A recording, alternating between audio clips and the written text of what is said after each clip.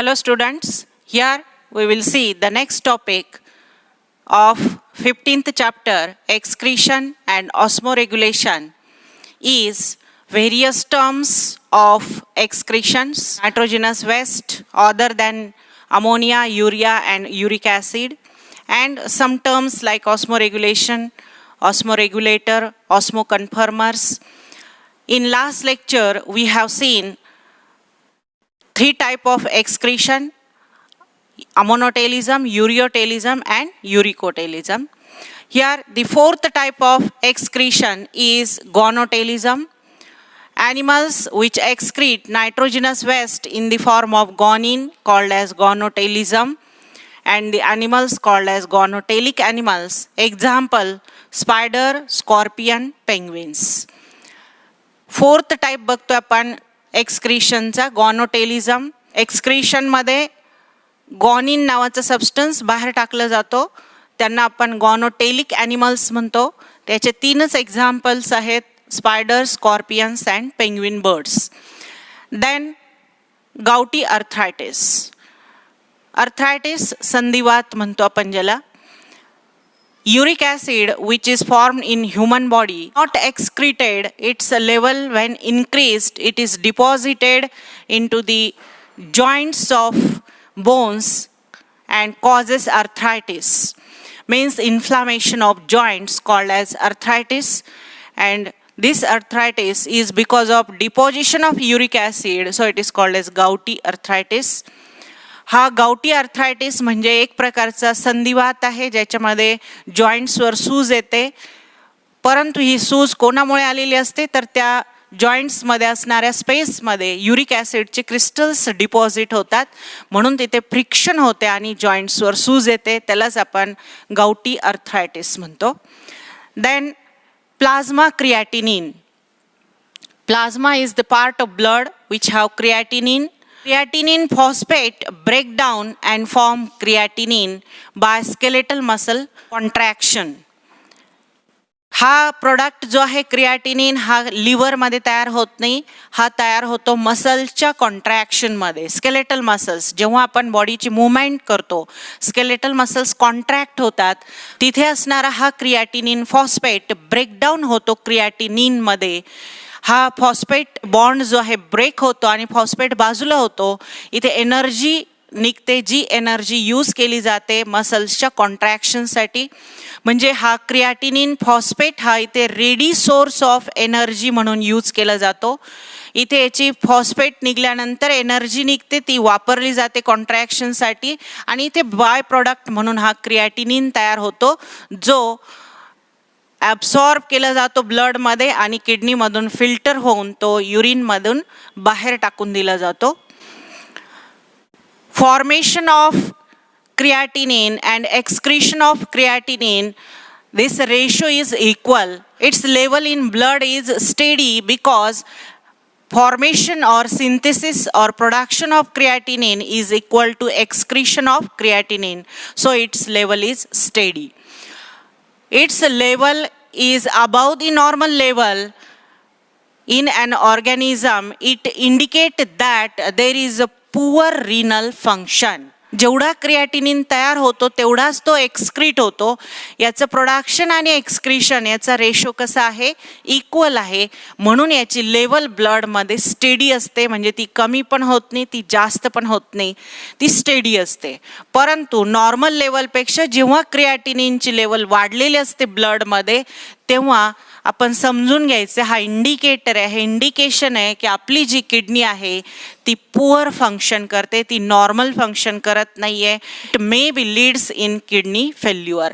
हेच लेवल वाढून पुढे जाऊन किडनी फेल होऊ शकते. किडनी फेल्युअरचं पहिलं इंडिकेटर आहे म्हणजे क्रिएटिनिनची लेवल ब्लडमध्ये वाढलेली असणे. Excretory organ like kidney, it play an important role in balancing in maintenance of constant internal environment. What is internal environment?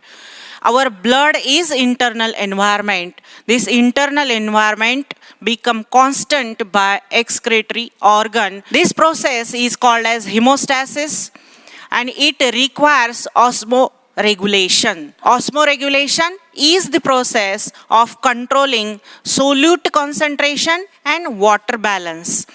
Excretory organ हे आपल्या बॉडीमध्ये इंटरनल एन्व्हायरमेंट बॅलन्स करतात, हिमोस्टेसिस करतात, परंतु त्यासाठी त्यांना ऑस्मोरेग्युलेशनची गरज असते. काय असतं ऑस्मोरेग्युलेशन? तर अशी प्रोसेस की ज्याच्यामध्ये सोल्यूट आणि वॉटरचं कॉन्सन्ट्रेशन बॅलन्स ठेवलं जातं. ते जास्त पण होऊ दिलं जात नाही, ते कमी पण होऊ दिलं जात नाही. त्या प्रोसेसला म्हणतो आपण osmoregulation. Composition of blood is determined not by what mouth ingest but by what excretory organ retains. म्हणजे आपल्या ब्लडचे कंपोजिशन हे कशावरून ठरवले जातात? आपण काय खातो माउथच्या थ्रू याच्यावर डिपेंड नाहीये की आपल्या ब्लडमध्ये काय कंपोजिशन्स असतील. तर आपले एक्सक्रेटरी ऑर्गन काय ठेवतात बॉडीमध्ये, काय रिटेन करून ठेवतात, काय जाऊ देत नाही बाहेर, याच्यावरून ब्लडचं कंपोजिशन ठरवलं जातं. Marine bird like albatross spend their life most on sea, means they drink sea water. How they regulate osmoregulation? They have special type of gland called as salt gland. They are capable of secretion of salts by active transport and manage osmotic balance. Albatross bird जास्तीत जास्त समुद्रावर राहतो. त्याच्या लाईफचा बराचसा time तो समुद्रावर असतो. मग तो समुद्राचं पाणी पितो का? मग त्याच्यामध्ये ऑस्मोरेग्युलेशन कसं कंट्रोल केलं जातं? तर त्याला स्पेशल टाईपची ग्लँड असते जिला आपण सॉल्ट ग्लँड म्हणतो. ही सॉल्ट ग्लँड सिक्रीट करते सॉल्ट, जे त्याच्या बॉडीमध्ये एक्सेस असतात सॉल्ट, ते सॉल्ट एक्सक्रीट केले जातात, सिक्रीट केले जातात ॲक्टिव्ह ट्रान्सपोर्टच्या सहाय्याने या ग्लँडच्या थ्रू, ज्याच्यामुळे तो मॅनेज करतो osmotic balance. Another examples like sea turtles, iguanas. Sea turtles, iguana also live in marine water. They also have this special type of gland called as salt gland for excretion of salt. Animals can either osmoconformers or osmoregulators. What are osmoconformers? They make their blood isotonic to the surrounding. असे ॲनिमल्स की जे त्यांच्या बॉडीचं blood आणि बाहेरचं surrounding यांच्यामधलं सॉल्टचं concentration सारखं ठेवतात. आयसो म्हणजे सारखं ठेवणे, सेम ठेवतात. मग त्यांच्यामध्ये एक्झॉस्मॉसिस अवॉइड केलं जातं. अशा ॲनिमल्सलाच आपण काय म्हणतो? Osmoconformers. Example of osmoconformers are marine organisms. Their body fluid and external environment are isoosmotic. Isoosmotic means similar. याचे एक्झाम्पल मरीन ऑर्गॅनिझम्स आहेत ज्यांच्या बॉडीचं फ्लुइड आणि एक्सटर्नल एन्व्हायरमेंट याच्यामध्ये सारखं सॉल्टचं कॉन्सन्ट्रेशन असतं. आयसोऑस्मॉटिक म्हणतो, म्हणजे दोघांमध्ये सॉल्टचं कॉन्सन्ट्रेशन इक्वल ठेवायचा प्रयत्न केला जातो.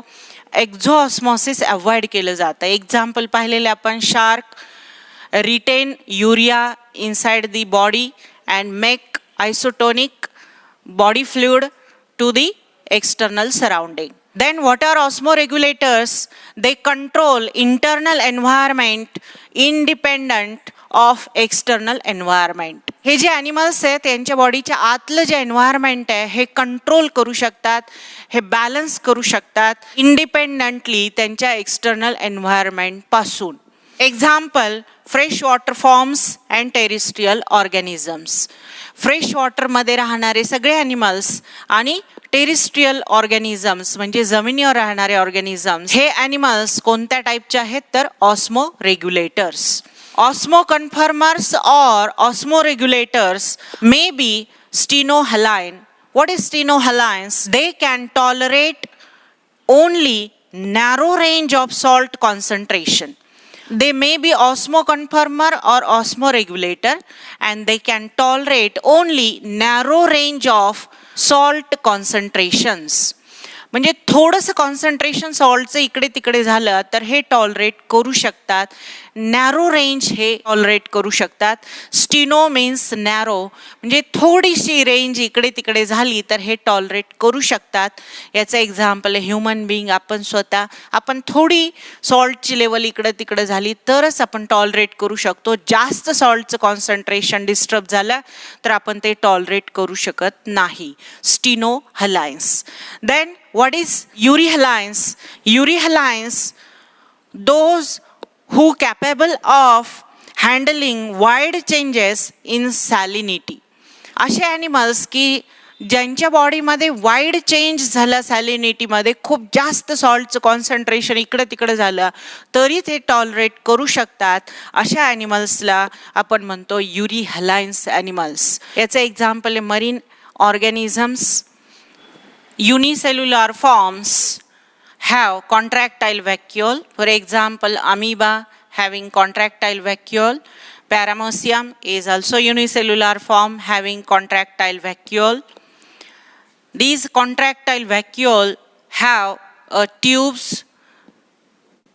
by which it opens on the surface of the cell by a pore. The contractile vacuole collect waste as well as excess water from the cell by this tube to the exterior by the pore, this temporary pore.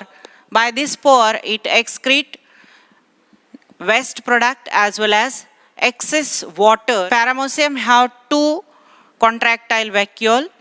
It is somewhat change in shape. It is star shaped in Paramecium. Vacuole have radiating tubes. These tubes open to exterior side by a permanent opening. In amoeba it is open through temporary opening. It is open outside through permanent opening. In both unicellular form, contractile vacuole is the excretory organ which collect and discharge nitrogenous waste, ammonia and excess water through this contractile vacuole. Then freshwater sponges like Spongilla, they have number of pores on the body called as ostia and large opening called as osculum. Water enter through ostia and leave out through osculum. It get food through water as well as it excrete waste and excess water into this water canal. Means sponges does not have any type of excretory organ or cell. Freshwater sponges मध्ये ओस्टियाच्या through water आतमध्ये येतं आणि ऑस्क्युलमच्या through water बाहेर जातं. या वॉटरमध्ये, या पाण्यामध्ये आलेला फूड ते कंझ्युम करतात आणि याच पाण्यामध्ये ह्या सेल्स त्यांचा जो वेस्ट प्रोडक्ट आहे, एक्सेस वॉटर आहे, ते सोडून देतात. म्हणजे यांना स्पेशल टाईपचं टिश्यू ऑर्गन नाही आहे. ह्या सेल्स फक्त एकत्र येऊन राहत आहेत, ह्या एकट्या एकट्या जगतात. मग त्या सेल्स त्यांचं जे वेस्ट प्रोडक्ट आतमध्ये असेल ते कशा सोडून देतील? या वॉटरमध्ये, या water कॅनलमध्ये. Two major type of nephridia, protonephridia and metanephridia. Protonephridia are found in those animals which lack body cavity, means do not have body cavity. For example, platyhelminths which not have body cavity, they have this protonephridia or phlegm cells. Other examples like rotifers, some annelids and amphioxus also have phlegm cells. Phlegm cells or protonephridia are dead tubes. Phlegm cell do not have opening on one side. This is called as nephridiopore, by which it excreted waste. Phlegm cell collect waste material by this margin and excrete through the nephridiopore. Phlegm cell have cluster of cilia and these cilia move in a one action. It look like a flickering flame, so called as phlegm cells. Metanephridia found in earthworms.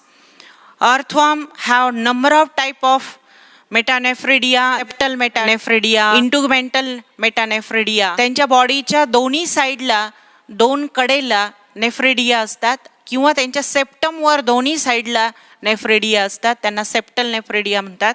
Nephridia is unbranched coiled tube which have funnel like structure called as nephrostome. it opens into the body cavity and collect waste as well as excess water through this nephrostome, and it goes through this coiled tubule. But there is a important as well as nitrogenous waste substance in this tube. These are absorbed and put into the body, and only waste and excess water is removed through this nephridiopore. Metanephridia earthworm मध्ये दिसतात. Earthworm मध्ये वेगवेगळ्या टाइपचे metanephridia आहेत. Septal metanephridia म्हणजे त्याच्या septum वर partition वर दोन्हीकडून नेफ्रिडिया असतात. दोन्ही साइडला त्याच्या इंटिग्युमेंट मध्ये नेफ्रिडिया असतात. नेफ्रिडिया म्हणजे अनब्रांच्ड कॉइल ट्यूब आहे. याच्या एका साइडला ट्यूबच्या फनेल लाईक स्ट्रक्चर असतं ज्याला नेफ्रोस्टोम म्हटलं जातं. याच्या थ्रू वेस्ट आणि वॉटर आतमध्ये एंटर करता, परंतु याच्यामध्ये फक्त वेस्टच येत नाही, इम्पॉर्टंट सबस्टन्स पण येतात, ते ॲब्सॉर्ब केली जातात आणि शेवटी इथून वेस्ट आणि एक्सेस वॉटर इथून बाहेर टाकलं जातं पोरच्या थ्रू, ज्या पोरला म्हणतात नेफ्रिडिओपोर. थँक्यू.